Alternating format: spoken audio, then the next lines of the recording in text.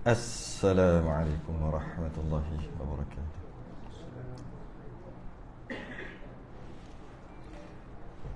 Innal hamdalillah nahmaduhu wa nasta'inuhu wa nastahdihi wa nastaghfiruh.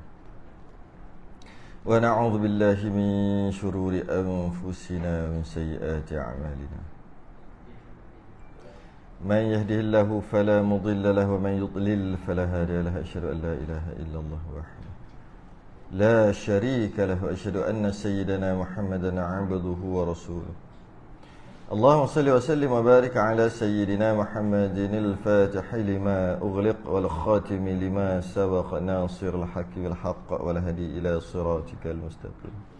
صلى الله عليه وعلى آله وأصحابه حق قدره ومقداره العظيم. اللهم نور بالكتاب بصري وأتلق بلساني واشرح بي صدري واستعمل به جسدي بحولك وقوتك فإنه لا حول ولا قوة إلا بك سبحانك لا علم لنا إلا ما علمتنا إنك أنت العليم الحكيم ولا حول ولا قوة إلا بالله العلي العظيم. أما بعد. Alhamdulillah, malam ni sambung idaman penuntut ke surat ke-43 Rumi.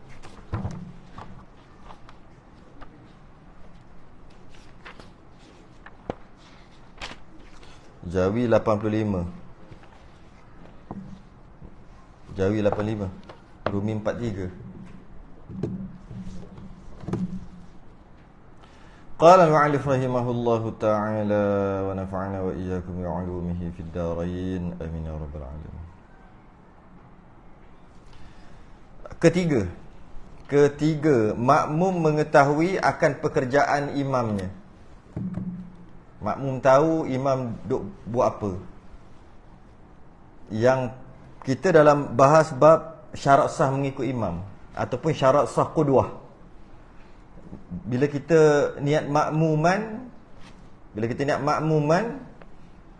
maknanya kita telah melantik yang kat depan kita tu imam lah. Sebab tu kita niat makmuman.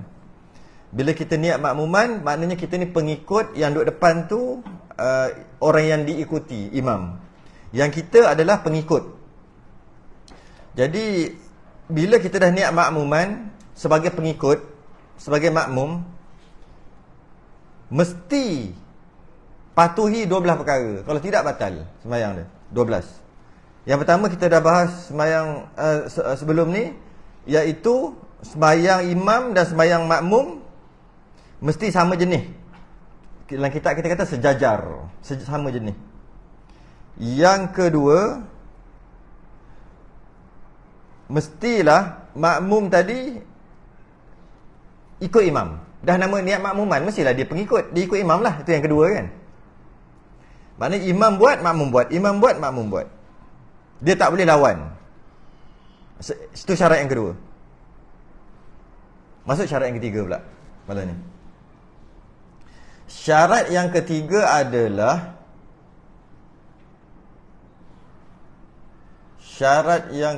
adalah makmum tahu akan pekerjaan imamnya. Makmum kena tahulah imam duk buat apa dah nak jadi makmum. Nanti imam rukuk, makmum tak rukuk-rukuk sebab tak tahu. Mestilah kena tahu. Logik lah. Kalau tak tahu macam mana nak jadi pengikut? Dia kena tahulah pekerjaan imamnya ataupun gerakan imamnya. Sama ada dapat tahu tu, sama ada ia nampak sendiri dengan mata dia, dia tengok imam dia. Tapi jadi masalah juga kat sini. Masa sujud, nak duduk di antara dua sujud, nak tengok je lah kan. Tapi secara umumnya gitu lah. Sebab masa sujud, imam duduk di antara dua sujud, makmum tak nampak. Tapi cuma dia nak cakap secara umum aja. Iaitu makmum tadi dia tahu imam tu bergerak, imam tu duk buat apa. Cara dia tahu tu dia tengok dengan mata. Ia nampak sendiri imam itu berpindah daripada satu rukun kepada rukun yang lain. Okay. Dia boleh nampak. Kecuali sujud lah. Kecuali sujud. Ada kecuali ni, sujud memang tak boleh nampak. Kalau lah semua sekali termasuk sujud, mana boleh jadi makmum lah? Tak boleh aja nak makmum. Sebab ada yang tak nampak kecuali sujud. Sujud nak duduk ke di antara dua sujud, sujud nak bangkit ke rakaat seterusnya. Tak termasuklah rukun tu. nampak imam direct, imam sendiri, dia nampak imam, maknanya dia tak jauh lah daripada imam. Ataupun kalau dia tak nampak imam, tak apa, masih lagi boleh lagi. Kalau dia tak nampak imam, habis nampak siapa? Atau ia nampak sebahagian daripada soft-soft yang ada di hadapannya. Atau bahasa lain, dia nampak makmum lain. Yang makmum lain tu nampak imam. Boleh jugalah. Sebab yang boleh nampak imam biasanya berapa soft je? 5 soft boleh nampak imam? 5, 6. Sini, ujung tu tak nampak dah kot. Berapa soft je. Tambah-tambah dua lagi tak nampak. Yang dalam ni pun rasanya yang belakang tak nampak imam dah. Maknanya, pertama tengok imam sendiri. Yang kedua, kalau tak dapat imam pun tak apa. Nampak orang, nampak makmum, yang makmum tu nampak imam.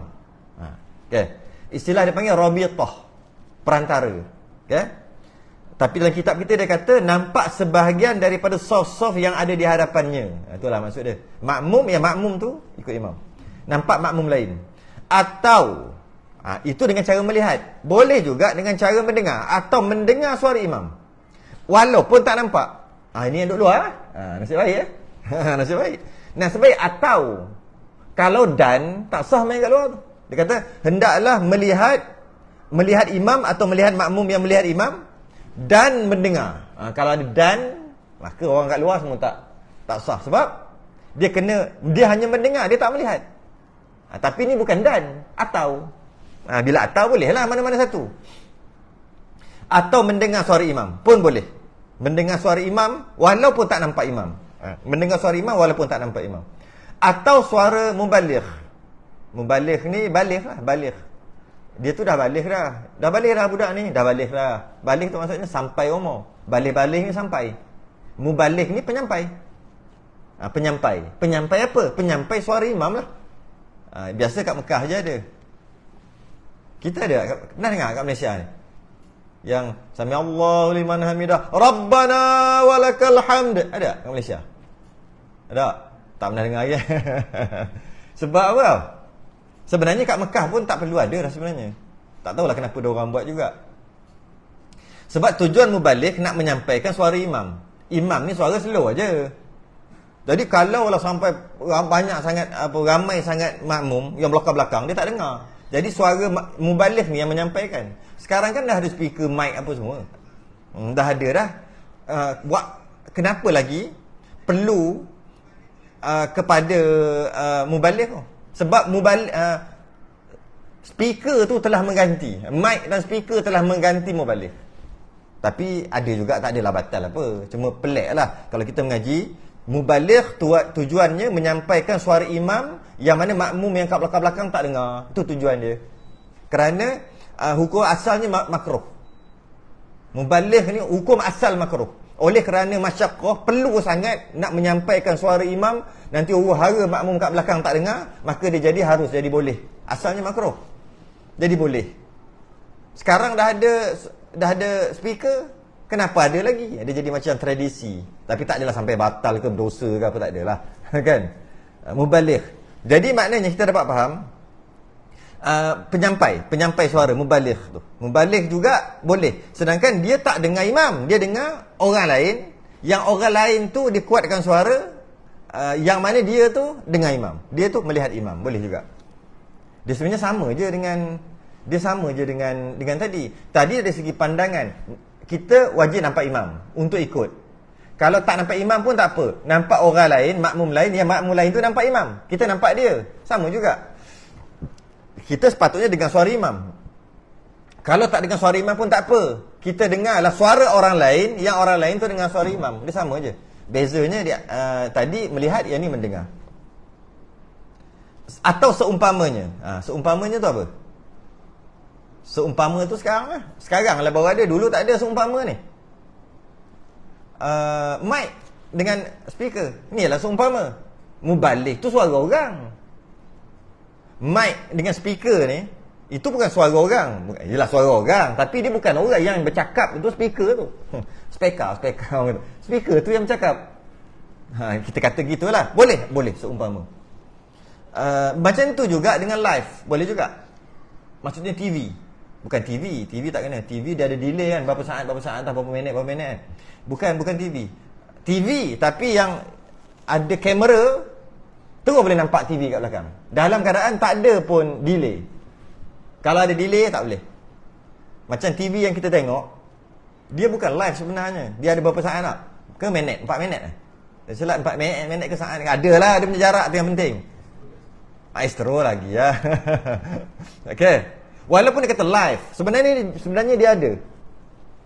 Mungkin saat, mungkin minit, saya tak ingat dah. Saya tak silap dulu 4 minit. Itulah namanya live. Tapi yang saya kata boleh TV tadi bukan TV tu.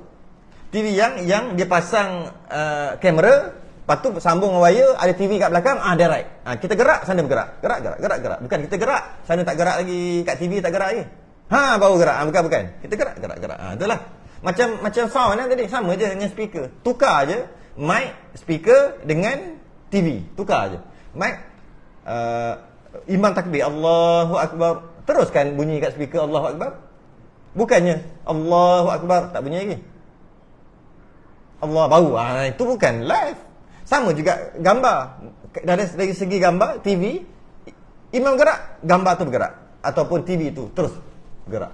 Okay, itu maksud boleh tengok. Jadi, walaupun suara tak dengar, tapi ada TV tu pula real punya live, tak ada delay, boleh tengok TV tu. Boleh tengok TV tu. Biasa khutbah Jumaat sekarang, masjid-masjid besar dia ada TV besar-besar kan. Khatib baca tu memang dengar suara, tapi gambar tak nampak lah. Tidur lah jawabnya. Tak nampak orang tidur lah. Jadi macam mana nak bagi antara nak bagi elok, bagi orang tak apa-apa nak tidur sangat. Suara memang dengar. Dia letak TV. TV kita kan live. Ke dia cakap mulut tak bergerak, mulut dah bergerak, suara tak sampai lagi. Tak, kan live. Itu maksud dia. Boleh juga. Itu maksud seumpama. Seumpama tu maksud mic dan speaker dari segi suara, TV dan kamera dari segi gambar. Boleh. Yang boleh ia mengikut bergerak sama. Seumpamanya yang boleh ia mengikut bergerak sama. Yalah, itulah maksud dia. Bergerak kalau bab video lah.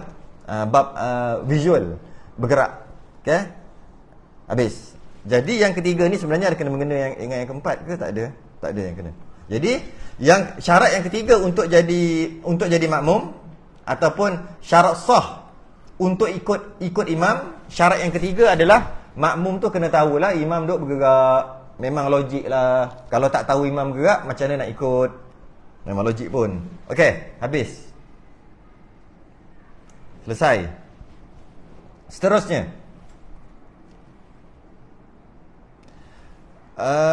Makmum dan imam dalam masjid.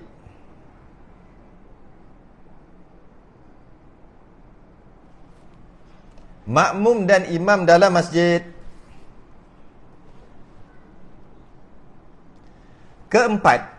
Ketiga keempat. Berhimpun atau berkumpul imam dengan makmum di satu tempat. Syarat yang keempat, imam dengan makmum kena duduk satu tempat. Ataupun tempat yang sama. Jadi kita akan bahas pada malam ni, membahaskan maksud tempat yang sama tu apa. Adakah maksud tempat yang sama tu binaan, satu binaan, benarkan tempat yang sama? Ataupun maksud tempat yang sama tu satu kawasan, atau satu kampung, atau satu daerah, satu negeri, satu negara? Apa maksud tempat yang sama? Dari sudut imam dan makmum mesti duduk satu tempat. Kalau imam dengan makmum duduk tempat yang berbeza, maka tak sah. Nak faham apa? Apa maksud tempat? Di dalam hal ini ada 4 masalah. Ada 4. Sebenarnya 4 lah, tapi dia sebut nanti 3 je ni. Cuma yang ketiga dan keempat tu sama je. Pusing-pusing sama je. Kedua-duanya imam dengan makmum lah dalam masjid. Maknanya, sebelum kita teruskan, dalam masalah ni ada 4 masalah. Untuk kita nampak gambaran dulu. Dan 4 ni berbeza hukum, berbeza maksud tempat. Sebab kita nak bahas imam dengan makmum duduk satu tempat. Tempat tu apa? Tempat tu ada 4 jenis. Kalau gini tempat dia maksud lain. Kalau macam ni tempat dia maksud lain. Okey. Yang pertama, imam dengan makmum dalam masjid. Satu. Maka hukum dia ada. Adalah, nanti kita akan sebut. Yang kedua, imam dengan makmum bukan dua-dua dalam masjid. Maknanya kalau bukan masjid tu apa? Dia sebenarnya kalau sebut bukan masjid ni senang aja. Bila sebut bukan masjid, selain daripada masjid lah. Itu hukum lain. Imam dengan makmum, dua-dua ni tak duduk dalam masjid. Tempat lain. Sama ada padang, bangunan, janji namanya bukan masjid. Walaupun ianya kita panggil surau. Sebab surau tu bukan masjid. Sebab tu kita panggil surau. Okay. Dua. Imam dan makmum dalam masjid. Imam dan makmum dua-dua bukan dalam masjid. Imam dalam masjid, makmum luar masjid. Imam luar masjid, makmum dalam masjid. Ini pelik. Imam luar, makmum yang dalam masjid. Tapi hukumnya ada 4. Kita akan bahas yang pertama dulu. Yang pertama, kedua-duanya dalam masjid. Imam dalam masjid, makmum dalam masjid. Maka sahlah makmum mengikut imamnya sekalipun jauh antara keduanya. Jika imam dan makmum sama-sama duduk dalam masjid, selagi makmum, tapi jangan lupa syarat yang tadi tu, iaitu makmum kena tahu pergerakan imam. Duduk dalam masjid pun makmum tak tahu imam tengah bergerak, tak jadi juga. Tak sah juga. Malah bukan tak sah, nak ikut pun tak boleh. Ni nak tahu, okey. Contohnya imam sembahyang. Jadi imam tengah sembahyang tapi api tak ada. Kita buatlah masalah tu. Jadi mic, speaker tak berfungsi. Dia sembahyang kat luar ni. Kalau di sini kat luar sana. Mana nampak? Sedangkan sama-sama dalam masjid. Sama-sama dalam masjid kan boleh. Memanglah boleh. Habis nak ikut imam takbir, imam rukuk je. Jadi tak logik lah juga. Jadi syarat yang ketiga jangan ditinggalkan, iaitu mendengar, mengetahui pergerakan imam, sama ada mendengar atau melihat. Itu kena ada. Ini cuma tambah satu lagi. Jika sama-sama imam dan makmum sama-sama dalam masjid, sah jadi makmum walaupun jauh macam mana sekalipun. Selagi dia dengar, dia tahulah imam tu bergerak. Jauh macam mana? Walaupun 1 km, 2 km sekalipun. Imam depan, makmum tu. Ini bukan kita cerita sembahyang imam, makmum soft sampai 2 km, bukan. Bukan. Yang itu memanglah boleh. Itu dinamakan bersambung semua. Ini dia maksudkan jauh antara keduanya. Nampak? Jauh antara keduanya. Jauh di antara imam dengan makmum. Ataupun kalau kita nak bahas lagi, jauh di antara imam, jauh di antara makmum yang kita nampak yang terakhir dengan dia. Ataupun jauh di antara imam seorang-seorang duduk sini, makmum tu 3 km kat belakang. Boleh. Dengan syarat imam dalam masjid, makmum dalam masjid, dan makmum tadi tahu pergerakan imam. Macam mana boleh tahu? Melalui penglihatan ataupun pendengaran tadilah. Jauh mana? Janji dua-dua dalam masjid. Takut salah faham, dia kata panjang mana pun boleh. Memang pun orang duk semayang lebih daripada masjid tu kan, sampai keluar beratur. Itu memang boleh. Itu tak payah sembang, itu tak ada hukum, itu memang boleh. Itu namanya sekali, walaupun terkeluar. Ini tak. Ada ke masjid 3 km? Kalau ada lah. Masjid tu besar 3 km. Ada? Tak ada. Kalau ada, imam seorang-seorang depan, makmum rapat 3 km, ujung dinding, sah. Nak bagi tahu sah aja. Kalau Masjid Nabawi, kata luas kan? Luas kan? Kalau imam duduk depan, makmum duduk paling belakang, sah. Janji sama-sama duduk dalam masjid. Sama-sama duduk dalam masjid, sah. Betul dia kata, sekalipun jauh antara keduanya. Ataupun boleh juga kita kata gini, masjid tu besar, imam, lepas tu makmum saf, katalah dalam 20-30 saf. Lepas tu tak ada. Straight, masih lagi masjid tapi tak ada orang. Ujung tu, berapa kilometer kat belakang tu, baru dia datang. Dia masuk. Dia masuk masjid, dia sembahyang kat situ. Saf. Sebab apa? Dia tengok kat mana? Dia boleh tahu, dia tengok dekat makmum yang terakhir. Jauh mana pun, saf. Sebab dia mungkin tak nampak imam, tapi dia nampak makmum yang terakhir. Sah. Tak ada masalah. Okey? Sah. Sama-sama dalam masjid. Walaupun sah, tapi luput pahala jemaah. Luput pahala saf. Sebab bukan luput pahala jemaah, luput pahala saf. Pahala saf tak dapat sebab putus saf. Putus saf, tapi pahala jemaah dapatlah 27. Pahala saf. Alah, bukan tunggu jauh. Ada lagi kosong di sembahyang kat belakang pun dah tak dapat pahala saf. Situ pun dah putus. Putus pahala saf ni bila jauh, imam dengan makmum jauh lebih daripada 3 hasta. Ini 1 hasta kan, 3 hasta, maka putus saf. Maka luput pahala saf. Bukan pahala jemaah Pahala jemaah 27 dapat, tapi tolak 1 jadi 26. Pahala saf luput, tak dapat. Itu imam dengan makmum. Habis di antara makmum dengan makmum pun 3 hasta juga. Saf pertama dengan saf kedua, kalau kita kira ni 4. 1, 2, 3, 4 katalah kan, 4. Maka semua luput pahala saf, semua tak dapat pahala saf. Sebab lebih daripada 3 hasta. Di antara satu saf dengan saf yang lain. Di antara imam dengan saf yang pertama, paling jauh, paling panjang sekali 3 hasta. 3 hasta. Saf kita ni 2,5 je. 2,5 ni. Kalau 3 sekalipun okey. 3. Ya, 3. Kalau 3 lah. 3. Kalau lebih daripada 3, putus saf. Dia tengok tangan normal lah. Dia tengok tangan yang pendek tak ada, tangan yang panjang sangat tak ada. Dia biasa-biasa je tangan. Tak tahu tu pendek ke apa. 3 lah. Ada yang 2,5. Saya pernah ukur ada 2,5. Tapi kalau masjid-masjid besar semua 3 hasta. Masjid negeri yang besar-besar memang 3 hasta. 3 hasta. Cun-cun 3 hasta. Memang cantiklah 3. Jangan lebih. Lebih je putus. Putus dengan maksud, putus saf dengan maksud orang belakang tu semua tak dapat pahala saf. Pahala saf. Jangan bukan pahala jemaah, bukan. Pahala saf. Ya.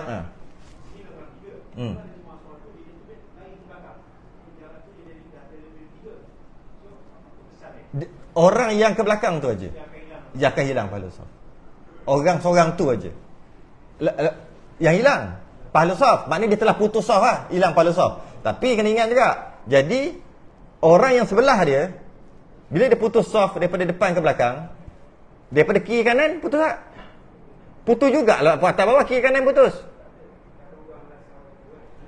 Ya, betul lah. Jadi kalau kata kiri kanan putus, kat belakang pun putus juga. Dengan sebab dia putus. Okey, kita ambil yang ni dulu. Saf penuh. Tiba-tiba kat tengah-tengah hilang seorang. Okey, hilang seorang. Jadi bermula daripada tak ada orang kat situ, putus saf yang ni. Putus. Walaupun dia tak bersalah. Dia tak tahu, dia duduk sini kan. Putus. Malah kat belakang putus. Kesian lah, memang kesian lah. Sebab tu saya selalu sebut ayat ni. Dalam solat jemaah ni, kita bukan sembahyang seorang-seorang. Kita tak boleh buat kita aja. Imam tak boleh buat ikut suka dia. Makmum tak boleh buat ikut suka dia. Makmum tak peduli kiri kanan depan belakang. Tak boleh, dia kena peduli sentiasa semua. Kalau dia kata ada kosong sini, biarlah. Dia duduk belakang, dia boleh penuhkan saf yang kosong. Ada orang batal ke? Biar. Orang kiri ke kanan ni pun biarlah juga. Biarlah. Tak boleh gitu. Kalau buat juga, orang lain yang akan kena kesan. Dia memang gitu. Dalam solat berjemaah, mengajar kita tentang berjemaah. Betul tak? Kena tak? Dalam solat jemaah, mengajar kita berjemaah. Memanglah. Dalam solat jemaah, mengajar kita hidup berjemaah. Dalam solat jemaah. Kita boleh keluar macam-macam dalam solat jemaah. Kan? Saya dah keluar sikit-sikit. Malah politik pun boleh keluar dalam solat jemaah kan? Baru ni kan? Semua dalam solat jemaah tu boleh keluar. Hukum-hukum. Hikmah-hikmah. Daripada solat jemaah. Nampak tak? Orang lain buat hal, orang lain yang tanggung. Kan dulu kan, kalau kata dalam asrama kan, kalau seorang tak mengaku semua kena kan. Siapa ambil, seorang tak mengaku semua kena. Geng kan. Jangan pecah biar pecah di perut, jangan pecah di mulut kan. Biar. Kalau nak sangat, memang begitulah. Seorang buat hal, yang lain akan terima. Yang lain akan terima masalah. Jadi yang lain tu rugi satu pahala. Yalah, patut 27 dapat 26. Macam saya sebut sebelum ni lah. Itu pun kalau dia buat semua dapat 26. Kalau azan tak jawab, qamat tak jawab, itu tak rapatkan soh gitu gini, silap dapatlah 12-13 aje. Tolak. Orang kat belakang tak bersalah pun tetap hilang juga. Putus sof. Malah budak yang tak sunat lagi sembahyang kat situ. Kat tengah pun putus sof. Kalau yang dah sunat walaupun belum balik tak putus. Malah kita tak boleh alihkan dia. Ini yang tak sunat. Kenapa cerita berkait dengan sunat? Dia sebenarnya bukan berkait dengan sunat. Dia berkait dengan najis. Kenapa berkait dengan najis? Dia bukan berkait dengan najis. Dia berkait dengan sah tak sah sembahyang tu sebenarnya. Sebab tu dia kata sunat tu. Dari segi susunan, ya, dah sunat duduk belakang. Itu susunan Nabi. Nabi susun kat belakang. Bukan bermakna tak boleh masuk kat depan. Boleh aja. Tapi pastikan bila nak masuk kat depan, pastikan sah. Nak pastikan sah macam mana? Rukun syarat kena patuh. Yelah, satu, wuduk apa semua. Dia budak lagi kan, kena patuh. Yang kedua, jangan main-main, nanti batal. Yang ketiga, dah sunat ke belum? Bukan masalah sunat, masalah najis tu. Kalau ada najis, kan tak sunat lagi, kan ada najis tu, kulub tu. Bila ada najis, tak sah sembahyang. Bila tak sah sembahyang, dia macam tak sembahyang. Bila dia macam tak sembahyang, kan putus sah. Bila putus sah kat belakang tu, sian. Jadi kalau nak letak anak-anak dekat celah-celah ni, pastikan yang pertama, dia sempurna wuduk apa semua. Yang kedua, dia sembahyang tu betul, bukan main-main. Bukan masa sujud tengok ke bawah. Lepas tu gelak-gelak, kiki-kiki. Bukan gitu. Yang ketiga, pastikan dah sunat. Banyak kali putus, banyak kali. Nak larang lebih-lebih tak boleh. Sebab alasan dia power juga. Nak bawa anak-anak supaya nanti dia besar-besar, dia biasa dengan masjid. Boleh terima alasan? Boleh lah. Tapi kalau datang ke masjid tanpa adab, tak guna juga sampai besar dia bawa adab tu. Sampai besar dia bawa perangai masa kecil-kecil dulu ayah aku okey aje. Kalau buat gini dalam masjid. Dia sampai ke besar lah bawa bawa perangai tu. Kena bawa dan jagalah. Masing-masing jaga. Dulu okey. Tok Siak hari dululah, saya ingat lagi dulu lah kat Ampang sana. Tok Siak tu garang. Memang dia lalu semua senyap. Memang berkesan sampai ke besar. Baru ni pergi ke, lama tak pergi Masjid Muhammadiyah, Taman Tasik Tambahan Ampang. Masuk teringat muka Tok Siak. Teringat nak berjalan, nak masuk teringat terus. Kena jalan betul-betul ni. Tok Siak ada. Tok Siak apa? Aku dah tua dah. Baru pasal baru ni. Terasa lagi. Terasa. Tapi Tok Siak sekarang tak boleh. Mak pak marah pula. Sah. Macam mana? Pandai-pandai lah. Kan? Biar harmoni cukup lah. Cuma memang putus lah. Putus. Mujur lah saya ambil pendapat yang masyhur dan yang paling okey, yang paling ringan, iaitu hilang pahala soft. Luput pahala soft. Kalau ambil ada pendapat yang ketat sikit. Bukan luput pahala soft, luput pahala jemaah. Ada? Tak sebut lah yang tu. Ada. Pahala jemaah tu tak dapat. Satu je. Sembahyang berjemaah dapat satu. Kerana soft. Sebab tu Nabi kan kita dengar cerita, Allah, dengar bukan main sirah Nabi. Sebelum qomat tu Nabi cek satu-satu kan. Cek. Lepas dah cek semua soft, baru qomat. Kenapa cek satu-satu? Satu-satu. Kalau panjang-panjang, Nabi cek satu-satu. Para sahabat jalan, imam jalan. Tengok soft pertama, soft kedua, soft ketiga, soft keempat. Ibnu Abbas siap naik unta ke naik kuda? Naik kaldai. Ibnu Abbas. Sebab dia kecil. Ibnu Abbas ni kecil lagi waktu tu. Naik, tengok soft. Panjang ni. Check soft. Lepas tu macam ni. Okey. Komat. Naik kaldai check. Nak bagi tahu pentingnya soft tu. Soft putus, yang lain habis. Seorang buat hal, yang belakang kecil. Yang depan tak apa. Yang depan okey. Yang sembahyang depan. Soft yang ke-10 putus. Jadi 9 ke depan selamat. Yang ke belakang tu, yang kelap luput pahala soft. Habis kedua-dua, maka sahlah mau mengikut imamnya sekalipun jauh antara keduanya. Dan diselang oleh binaan lain. Macam ni. Dan jika diselang oleh binaan lain. Jika ada binaan tu boleh kita kata ada dinding ke, ada apa-apa yang lain pun sah juga. Kalau contoh dalam masjid kita, walaupun ada sliding door, tu. Walaupun tertutup sekalipun, macam ni lah. Dia ada sembahyang kat sana, tak ada masalah. Itu dia maksud, dia kata ada binaan yang lain. Maksud binaan tu dinding, pintu tertutup, apa-apa lah yang macam tu pun tak ada masalah. Sembahyang belah sana sah. Jika apa ni, jangan lupa, imam dalam masjid, makmum dalam masjid. Ni sebab imam dalam masjid, imam dan makmum bukan di dalam masjid kedua-duanya, itu lain hukum. Kalau dalam ni tak ada masalah. Belah sini tak ada masalah. Walaupun dia kata ada binaan lain. Belah sini kan ada dengan pintu, dengan dinding, dengan tingkap, tak ada masalah nak sembahyang belah sana. Belah sana tak ada masalah. Perempuan belah sana tak ada masalah. Kita tambah lagi lah. Ada tirai, ada langsir, ada apa-apa, tambahlah. apa-apa. Dia bagi contoh lagi menarik. Dan diselang oleh binaan yang lain seperti telaga. Telaga sekalipun. Apa maksud telaga? Apa ceritanya? Ha? Ya. Dia, tapi itu cerita lain. Tapi yang kita nak masuk ada murad ataupun yang pengarang kita nak masukkan bukan yang itu. Tapi yang itu cerita lain lah. Kalau di belah sana bergantung lah dia sembahyang kat mana. Kalau dekat kolah mana? Kolah sana masjid ke tak? Dia jadi timbul persoalan lain. Kalau cerita masjid ke tak, kena tutup kitab ni. Sebab faham dulu masjid tu apa. Jadi tak terang masjid. Masjid tu apa? Sebab rasanya semua orang dah faham kot masjid tu apa. Apakah ta'rif masjid? Kalau kita nak bahas ta'rif masjid, kita tak boleh sambung cerita ni.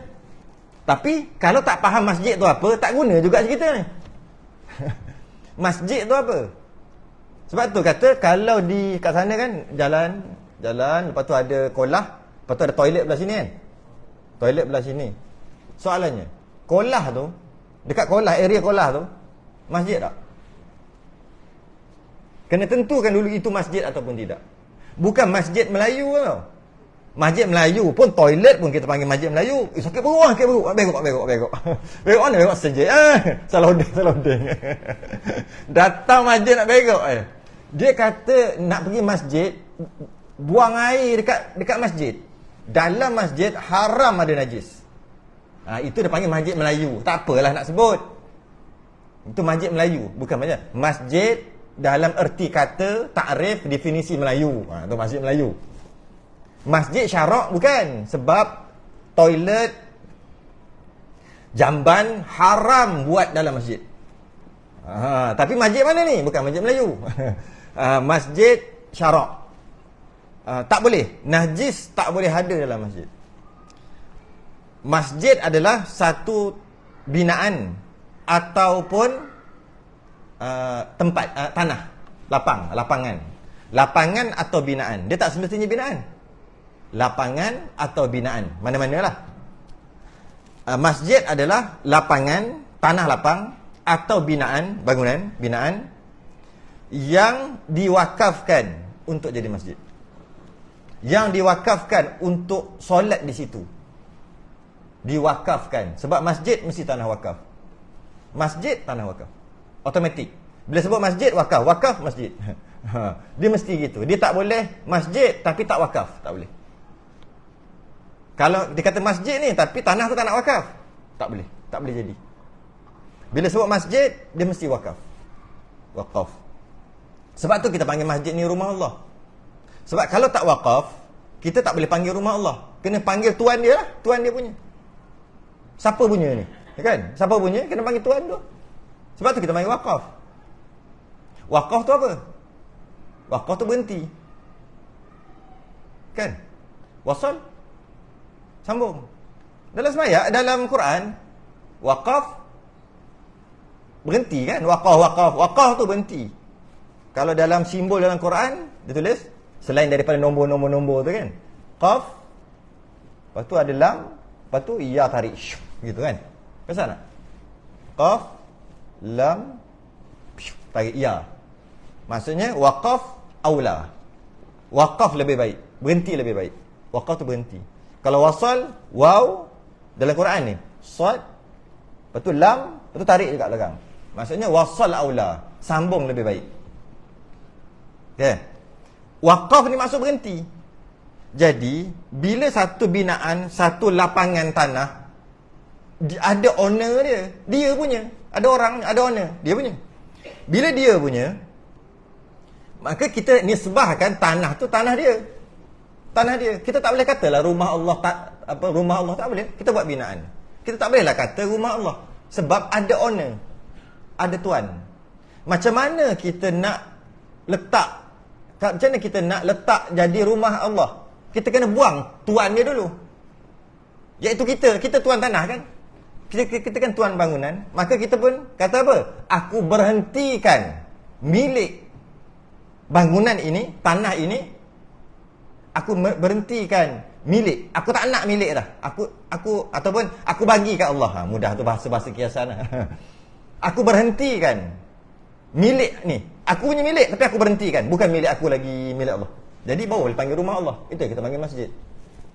Berhenti tapi tak habis lagi. Berhenti untuk apa? Untuk menjadikan tempat ni bukan aku punya. Aku berhentikan hak aku. Untuk orang semayang, jadi masjid. Untuk masjid, lagi-lagi jadi masjid. Untuk orang iktikaf, automatik jadi masjid. Untuk solat jemaat, tak jadi. Tak jadi masjid. Dia hanya tu je. Aku wakafkan bangunan ini untuk semayang, untuk solat, jadi masjid. Untuk iktikaf, jadi masjid. Untuk semayang Jumaat, tak jadi. Tak jadi masjid. Tak. Tapi dia kata untuk semayang Jumaat boleh, sebab semayang Jumaat boleh terjadi semayang Jumaat walaupun boleh dibuat walaupun bukan masjid. Boleh aja. Jadi kalau dia kata dia nak jadikan untuk semayang Jumaat, tempat ni masih lagi tak, niat dia tu tak betul-betul. Boleh jadi untuk jadi masjid, boleh jadi juga. Cuma tak mantap. Dia kena macam mana? Yang paling terbaik sekali aku wakafkan untuk jadi masjid. Terus masjid. Barulah namanya masjid. Biasanya bila kita nak wakaf tanah ke apa ke, kita akan sebut aku wakafkan tanah ni jadi masjid. Kalaulah dia kata wakafkan tanah ni semua jadi masjid, maka tak boleh buat parking, tak boleh buat toilet dalam tu. Habis tu macam mana? Buat masjid dan keperluannya, aksesorinya. Apa bukan aksesori, dia panggil apa? Dia panggil keperluan je lah. Macam ada longkang, kemudahannya, fasilitinya. Masjid dan fasiliti, cantik. Kalau masjid ni, semua ni jadi masjid. Aku dah niat wakaf nak jadi masjid semua ni. Habislah. Habis masalah. Sebab tu antara tempat yang majlis agama dia tak luluskan. Walaupun kita dah niat masjid, tak lulus juga. Sebab nak parking kat mana? Parking dekat depan rumah orang. Orang marah, komplain nanti. Lepas tu nak buat toilet kat mana? Sebab dia pergi wakaf semua. Sepatutnya, sebab tu kita ada undang-undang, iaitu nak wakaf apa-apa, pergi pejabat wakaf tu. Dia akan uruskan semua. Besar, kecil dan sebagainya. Okay? Tapi dari segi hukum, nak wakaf tak wajib besar kecil. Dalam rumah kita boleh wakaf. Rumah kita tu bilik, aku wakafkan tanah sekali dengan bilik ni sebagai masjid. Kita masuk situ, boleh tayatul masjid. Kita masuk situ, boleh iktikaf, boleh. Orang haid haram masuk bilik tu. Dari segi hukum. Tu je lah dari segi hukum. Dan haram jual. Tak boleh jual dah. Tak boleh tarik balik dah. Hukum akan wakaf. Tak boleh tarik balik. Jadi masalah balik kat kita. Boleh orang buat gitu. Orang dulu-dulu buat gitu. Bilik mana-mana satu, dia iktikaf bilik ni sebagai masjid. Nanti dia nak iktikaf masuk situ aje. Bilik kecil 10 kali 10. 10 kaki kali 10 kaki. Tapi orang perempuan haid tak boleh masuk. Ada najis wajib basuh dengan segera semua. Macam masjid. Memang masjid dah pun. Tapi masalah bila nak jual nanti. Dia tak boleh jual. Haram. Dah wakaf tak boleh jual. Dan tak boleh pindah milik. Dah wakaf kan.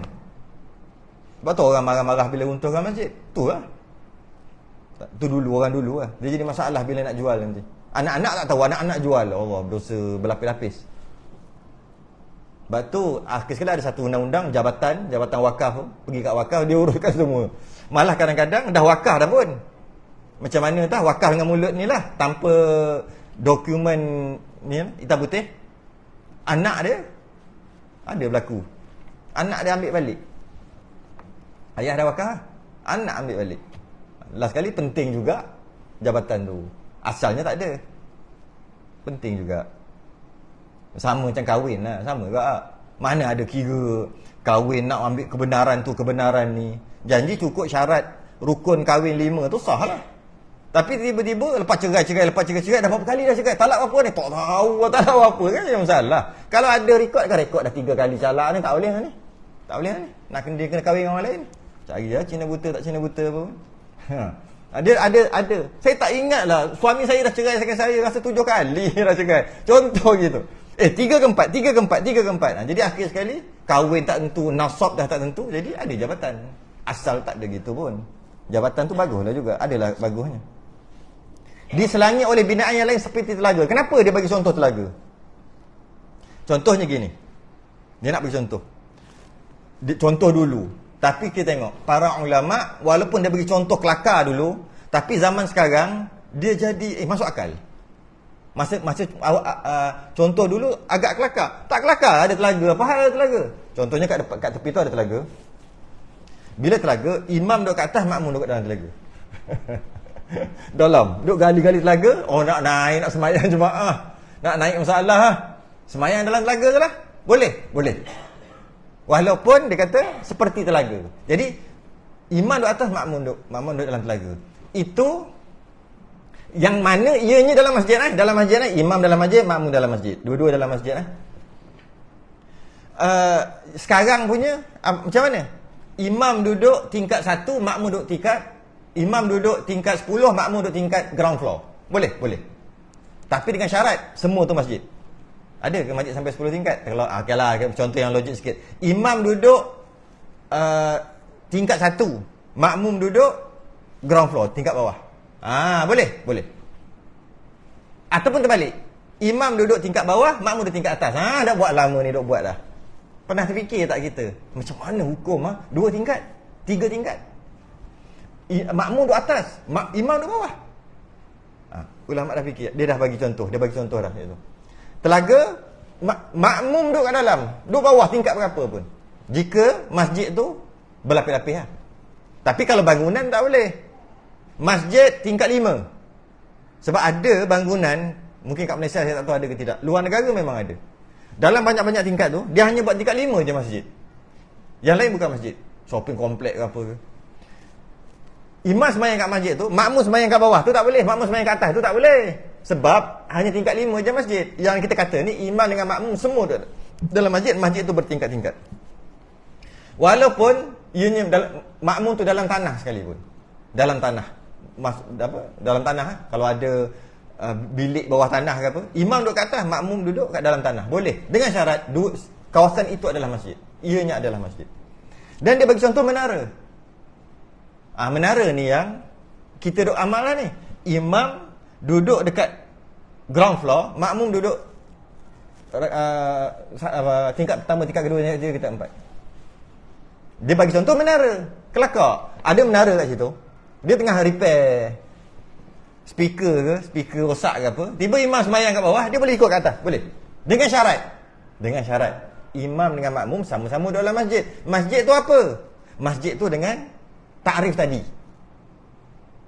Tapi kalau menara tu walaupun nampak macam dalam pagar masjid, tapi dia bukan masjid, tak boleh. Dia macam dalam pagar masjid. Sebab pagar masjid tu belum tentu masjid. Masjid yang diniatkan tadi tu. Yang dekat belakang-belakang tu bukan masjid. Kalau dekat kolah tadi, masjid tak? Tentukanlah orang yang wakaf. Jika bukan orang kerajaan lah, maksud tanah kerajaan, maka gazet lah. Kerajaan yang tentukan. Kena tentukanlah. Kalaulah tidak pun orang yang berkuasa ke atas tempat itu yang tentukan. Ini masjid. Kalau tidak, dia nak buat toilet je ni. Orang duduk ambil dekat kolah tu, ada tak orang agak-agak buang kahak tu? Ada? Ada. Haram dalam masjid. Maknanya tu bukan masjid. Bila bukan masjid, itu asal. Kemudian ditambah. Dia kalaulah orang, itu kalau orang. Sekarang ni, bila dah begitu, dia bukan orang dah. Dia ada pengurusan ataupun kerajaan. Pengurusan tu lah tentukan. Asal usul orang, jika tanah ni ada tuannya wakaf. Dan untuk aksesori sekali kan. Untuk aksesori pula. Untuk fasiliti sekali.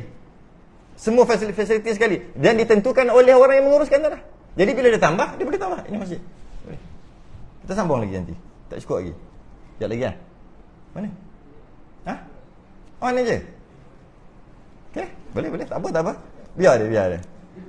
Tengah khusyuk tak apa. Kita terus. Okey.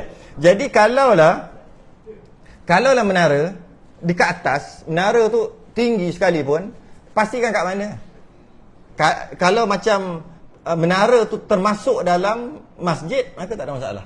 Jika dia bukan masjid, menara tu bukan duduk dalam masjid, walaupun pagar masjid, maka hukum dia imam dalam masjid, makmum luar masjid nanti akan datang. Okey. Itu menara. Tanah lapang. tanah lapang. Maknanya satu tanah yang lapang telah diwakafkan masjid. Hukumnya sama juga. Tak ada masalah. Boleh jauh mana sekalipun dan sebagainya. Contoh dia bagi. Sekiranya ada pintu. Macam ni yang ada ni cantik ni. Pintu kan? Selang antara keduanya. Imam dengan makmum. Imam dengan makmum ada pintu, dia kata. Di dalam masjid itu, kiranya makmum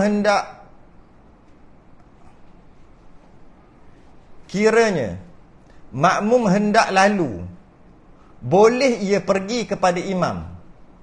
Kalau nak pergi kat imam boleh. Kalau dia nak pergi, bukan suruh pergi, kalau dia nak pergi. Ya? Kalau dia nak pergi kepada imam, boleh pergi. Sekalipun terpaksa kena berpaling. Ini bahabat lain, tapi tak apa lah. Berpaling tu maksud, ini bukan suruh buat. Ini nak bagi tahu, kalau keadaan begini boleh. Contohnya makmum duduk kat luar sana, pintu tutup. Imam kat sini. Okey. Ada pintu, dia kata ada pintu. Adakah sah makmum ikut kat belakang tu? Dia kata sah jika makmum boleh pergi kat imam. Okey? Dia boleh pergi kat imam, kalau ada pintu buka. Okey. Kalau ada kunci, bukalah kunci. Kalau ada rantai, bukalah rantai. Jangan kita fikir tengah semayang tu pergi, bukan. Ini sekadar nak bagi kaedah aja. Kalaulah makmum tu semayang kat sini, pergi, maka dia buka rantai, buka apa semua, boleh pergi kat imam. Maka sah dia semayang kat belakang. Dia memang gitu kaedah untuk memaham. Bukan kata, habis nanti nak pergi ambil kunci, pergi ambil kunci kan batal semayang. Bukan suruh buat. Dia semayang kat belakang tu. Ada pintu, ada. Sah ke tak? Sah. Jika ada pintu kan, buka pintu tu, pergi kat imam. Dia pun buka, boleh pergi kat imam. Boleh. Sah semayang kat situ. Ataupun pintu kunci, buka. Kunci ada dekat bendahari. Biar lah. Tapi boleh tak? Boleh. Sah. Ada kunci. Boleh kunci. Dia kata jangan paku je kat bawah tu nanti dia sebut. Paku tak boleh lah. Okay? Ataupun makmum semayang kat sini, belah sini pula. Pintu ni semua kunci. Bukan pintu. Tak ada pintu kat sini. Pintu kat depan ni semua tak ada. Pintu kat belakang aja ada. Dia semayang dekat sini. Okay? Boleh ke ikut imam? Imam duduk dalam ni? Boleh. Dengan syarat. Boleh tak dia nak pergi kat imam? Tapi sini ada dinding. Boleh. Kena lalu kat belakang. Bila dia lalu kat belakang, dia berpaling tak? Tu dia kata maksud berpaling tu. Terpaksa berpaling tu. Masuk berpaling, semayang menghadap sini. Tiba-tiba nak pergi belakang, janganlah masuk berpaling tu undur ataupun pusing, jalan masuk ke belakang. Berpaling tak? Berpaling. Walaupun berpaling, boleh tak masuk? Boleh. Sah. Tu nak beritahu. Sekalipun terpaksa kena berpaling. Sebab apa dia bincang pasal ni? Kerana di surau nanti tak boleh berpaling. Kalau berpaling tak sah. Sebab tu dia sebut di masjid boleh berpaling. Maksud walaupun terpaksa berpaling untuk pergi kepada imam. Walaupun terpaksa cari kunci untuk buka pintu. Tetap juga tak ada masalah. Dan membelakangkan kiblat pun bukan suruh semayang belakang kiblat. Kalau nak pergi kat imam nanti terpaksa membelakangkan kiblat. Buat apa? Dia perempuan, contoh perempuan. Dia perempuan nak pergi kat imam buat apa? Bukan suruh pergi. Kaedah saja. Kaedah. Membelakangkan kiblat. Walaupun membelakangkan kiblat, niscaya tiada mengapa, sah. Dan sekalipun pintu dikunci, kunci pun tak apa. Janji kalau ada kunci boleh buka? Boleh. Sah. Dengan kunci besi. Kunci besi sekalipun. Selama tiada dipaku. Kalau paku tak boleh lah. Kalau katalah pintu ni semua kena paku. Kalau besi, teri. Ataupun kalau papan, dia buat gini, pangkah. Okay. Semua ni. Okay. Dia semayang kat luar. Semua pintu yang ada dipaku. Dia semayang kat luar tak sah. Sebab tak boleh pergi kat imam. Habis kalau dia kunci rantai pun tak boleh pergi kat imam juga. Sebab kunci tu orang lain pegang. Memanglah, tapi kalau ada kunci boleh? Boleh. Maka boleh, sah. Jadi soalan lah macam ni imam masuk kalau kena paku. Kita bukan nak fikir sampai tahap tu. Hukum saja. Hukum tu. Maka jika diselangi oleh tembok yang tidak boleh lalu kepada imam. tembok yang tidak boleh lalu kepada imam. Maksud tembok, dinding tak ada pintu. Maka tak sah tembok. Okey? Atau pagar besi, samalah juga. Yang tak ada pintu tak boleh. Kena ada pintu. Atau dipaku pintu-pintu tersebut, tiadalah sah mengikutnya, yang kat luar tu tak sah. Okey. Jadi senang cerita, masjid ni luas je hukum dia. Janji jangan permanen tutup, cukuplah. Maksud permanen tu jangan dipaku, jangan dipangkar, jangan dipeteri. Janji ada lubang nak masuk kat mana, kat luar tu sah. Walaupun lubang tu telah ditutup atau pintu tu telah ditutup, walaupun dikunci, walaupun dirantai sekalipun, tak ada masalah. Boleh juga orang luar tu ikut. Jadi masjid tak ada masalah. Masalah dia dekat surau. Sempat bahabat surau. Kedua-duanya bukan dalam masjid. Ni masalah. Bila kita dah faham masjid tadi, dua-dua bukan dalam masjid. Kedua-duanya bukan di dalam masjid seperti di padang atau dalam bangunan lain yang besar. Termasuklah juga rumah, madrasah, surau sekalipun. Ini masalah. Maka syaratnya bahawa jangan ada jarak. Syarat yang pertama, jangan ada jarak antara keduanya lebih daripada 300 hasta. Nampak? Dalam masjid tadi kita kata imam kat depan, makmum kat belakang, walaupun kilometer pun boleh kan? Kalau dalam bukan masjid, sama ada tanah lapang ataupun bangunan ataupun surau, kita namakan apa? Janji bukan masjid. Bukan masjid dengan masjid. Yang tadi itulah yang wakaf tadi tu. Okey? Jangan ada jarak di antara keduanya 300 hasta. Maknanya daripada imam kepada makmum yang mana tak bersambung Kalau bersambung, jauh mana pun tak apa. Imam, lepas tu makmum soh pertama, soh kedua, soh ketiga, soh keempat, itu jauh mana pun tak apa. Tak kisahlah masjid ke luar masjid. Ini imam dengan makmum. Jangan lebih 300 hasta. Ataupun imam, makmum, habis makmum dah 10 soh, kosong, tu. Makmum satu lagi tu. 300 hasta. Okay. Jangan lebih 300 hasta. Ini satu hasta. 300 hasta adalah 150 meter. Ataupun kadar 100 sof. Ni 100 sof. Tak boleh. Itu jika bukan masjid. Jika je surau, bangunan, tanah lapang dan sebagainya. Kita tak berapa faham hukum ni sebab kita sembahyang raya dalam masjid. Ada tempat macam zaman Nabi dulu, sembahyang raya bukan dalam masjid. Sebab tak muat. Maka Nabi semayang dekat musolla, dia panggil, tempat semayang, tanah lapang. Maka kalau kita mengamalkan begitu, kita akan jumpa masalah-masalah ni. Kita akan, biasa, dah tahu dah. Oleh kerana kita semayang raya dalam masjid, sebab masjid dah besar. Malah pada mazhab Syafi'i tetap afdal semayang dalam masjid.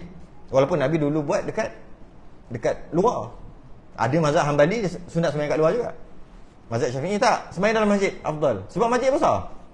Jadi oleh kerana itu, tidak adalah hukum macam ni. Kita tak faham hukum. Okay? Yang 300 hasta, tak 300 hasta ni.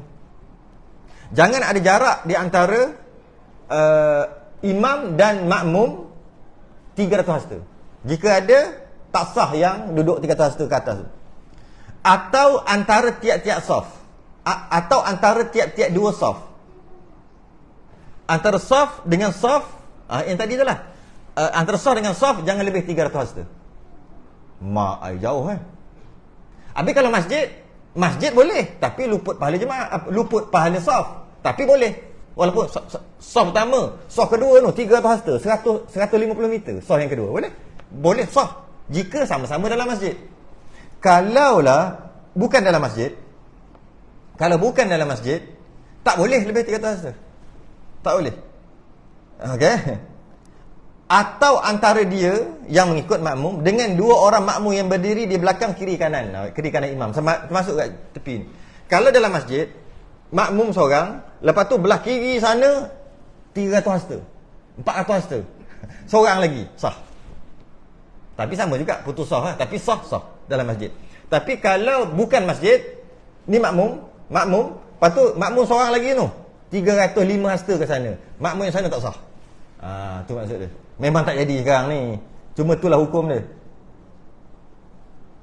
Jauh tu 150 meter. Okey. Akan datang mungkin boleh jadi. Akan datang mungkin jadi balik ni. Sebab sekarang kan masjid kan luas-luas. Tak lama lagi surau pun mungkin jadi luas. Masjid makin besar boleh jadi. Masjid 3 kilometer, masjid terbesar. Kan sekarang suka terbesar semua terbesar kan. Masjid terbesar di Asia Tenggara, masjid terbesar di dunia. Berapa? 3 kilometer persegi. Yo, boleh jadi. Lama-lama makin besar kan. Boleh jadi. Kalau masjid tak ada masalah masjid. Kalau surau boleh jadi. Boleh jadi. Kalau nak jadi. Okey, syarat yang pertama. Syarat yang pertama kalau bukan masjid. Kalau bukan masjid, syarat yang pertama di antara imam, makmum dan sebagainya tak boleh lebih 300 hasta. Okey. Syarat yang kedua. Syarat yang kedua yang tadi tu, jangan ada di antara keduanya dinding. Masjid tadi boleh ada dinding. Ada dinding tak boleh. Dengan syarat ada pintu, pintu tu pula boleh masuk walaupun berkunci kan. Kalau yang bukan masjid, jangan ada di antara keduanya dinding. Jangan ada dinding. Tetapi tak boleh ada dinding.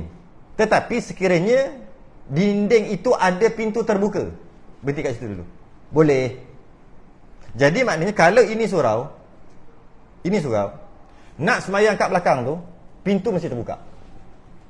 Nak semayang kat belakang sana, tempat yang belakang sliding, pintu mesti terbuka. Kalau tidak, sana tak sah. Walaupun dia boleh dengar imam, pintu mesti terbuka. Masjid, janji ada pintu. Walau pintu kunci, walau pintu tu kena rantai sekalipun, itu masjid.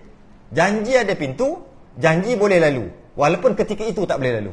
Nampak beza dia? Surau ataupun bangunan madrasah, letaklah apa nama yang lain yang bukan masjid, mesti ada pintu dan pintu tu mesti terbuka. Dan terbuka tu mesti sekurang-kurang seorang boleh lalu. Berapa?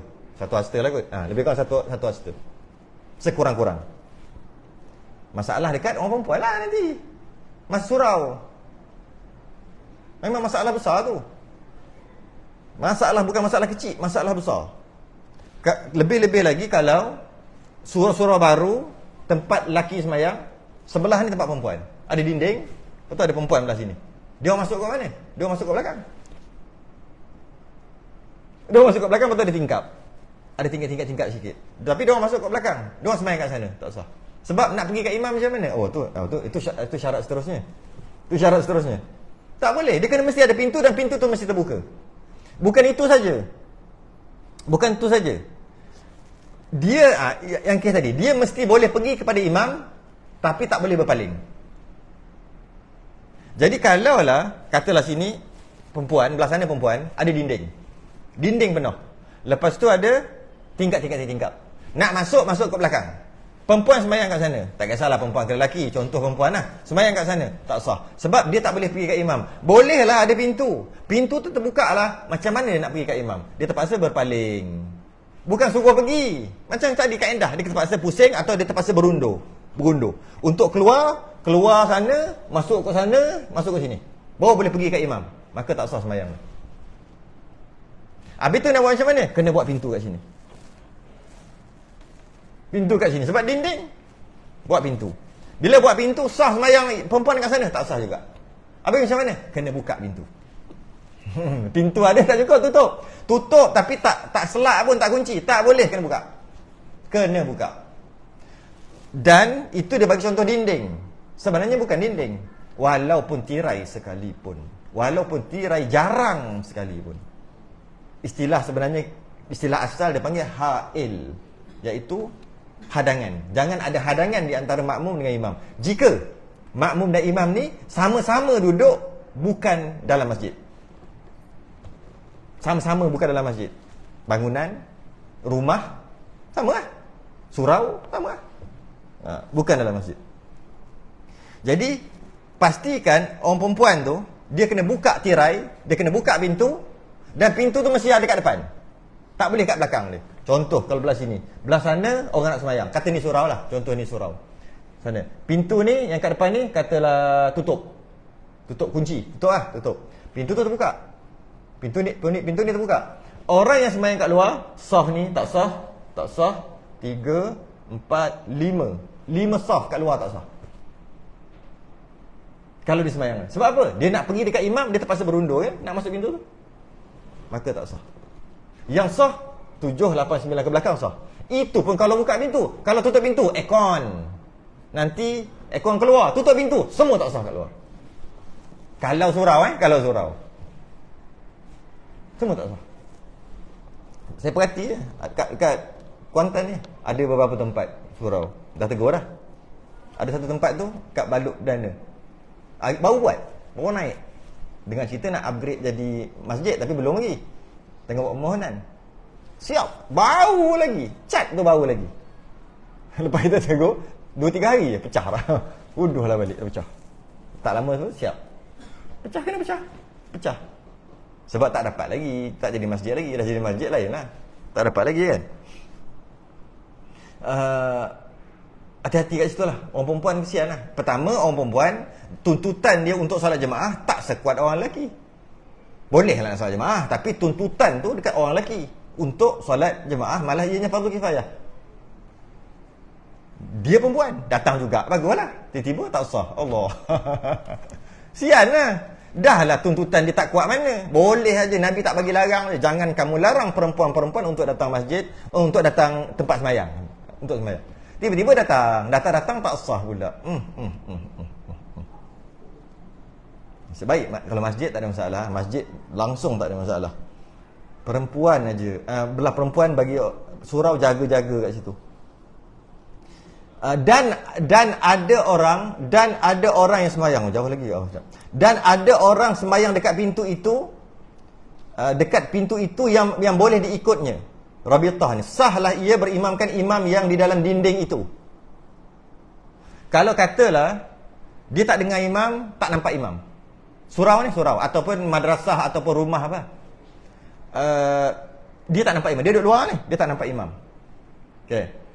Dia duduk luar dan dia nampak orang yang dekat pintu. Pintu terbuka, mesti pintu terbuka. Dia dapat orang yang dekat pintu. Dia panggil rabitah, perantara. Maka boleh ke dia ikut? Boleh diikut dengan melihat rabitah tadi, orang kat pintu tadi. Sebab dia tak dengar dan tak nampak. Kalau nak dengar, ikut yang dengar itulah. Dengar imam, dia tak dengar dan tak nampak. Maka dia tak nampak imam. Boleh ke dia nak nampak makmum lain? Yang makmum tu duduk dekat pintu, makmum tu nampak imam. Maka boleh. Boleh dia kata kat situ. Sah, boleh juga. Sahlah ia berimamkan imam di dalam dinding tu. Di dalam dinding. Demikian juga jika ada orang yang sembahyang di sebelah orang yang sembahyang dekat pintu itu atau di belakangnya. Macam itulah juga makmum dalam surau tu makmum penuh sampai terkeluar-keluar. Dia pun nak sembahyang. Dia bukan tengok imam. Dan dia tak dengar imam. Dia tengok makmum yang kat belakang-belakang. Yang mana makmum tadi ikut makmum depan ikut makmum depan ikut makmum depan sampai ke imam. Boleh juga. Okey. Dengan syarat yang samalah, pintu terbuka. Sekalipun ni pelik sikit lah. Sekalipun ada diselang oleh jalan raya, boleh juga.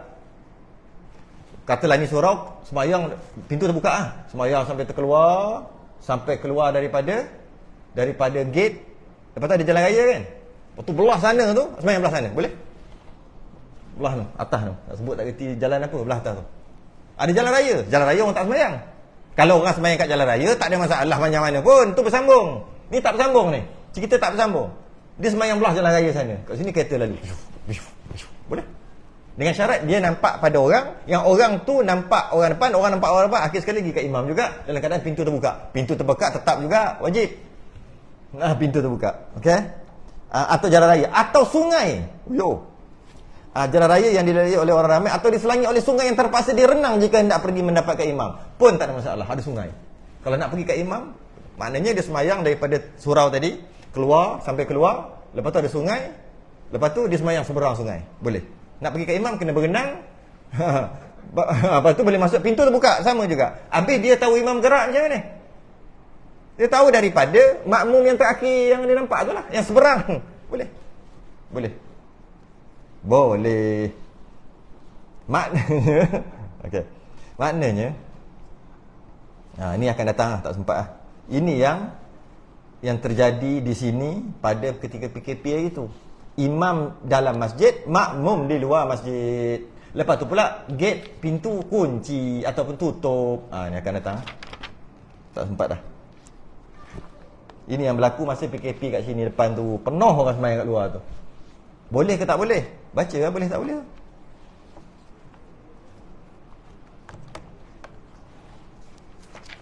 Buka pintu depan hari tu. Pintu yang apa? Ada pintu kecil, yang kat. Lock tak apa, tak pintu kecil yang kat depan. Semua tutup. Jang. Mangga sian dia. Kena qada balik tu. Sembahyang dua orang tu lah. Tu kadang-kadang nampak bagus tak kalau nak sembahyang juga cuma nak sembahyang tak kira. Bagus tak? Bagus tak? Satu segi bagus kan? Apa benda tutup masjid ni? Masjid mana boleh tutup? Bagus tak? Satu segi bagus. Kau datang-datang, oh benda ni tak dibenarkan sembahyang. Tak pernah terjadi orang datang masjid kena halau balik. Bagus tak? Bagus satu segi. Lepas tu sembahyang kat luar tak sah. Sebab tu nak semangat bukan ada ilmu. Nak semangat bukan ada ilmu, tak boleh semangat saja. Semangat saja tak jadi. Semangat je, lepas tu semangat kat luar. Lepas tu ambil kau tak sah semangat kat luar. Semangat juga. Patutnya bisik lah kat siapa-siapa je. Apa? Buka kat depan ni, kami tak lalu lah. Buka je. Semangat kat luar. Jauh mana pun boleh pergi. Wallahualam. Tangguh dulu.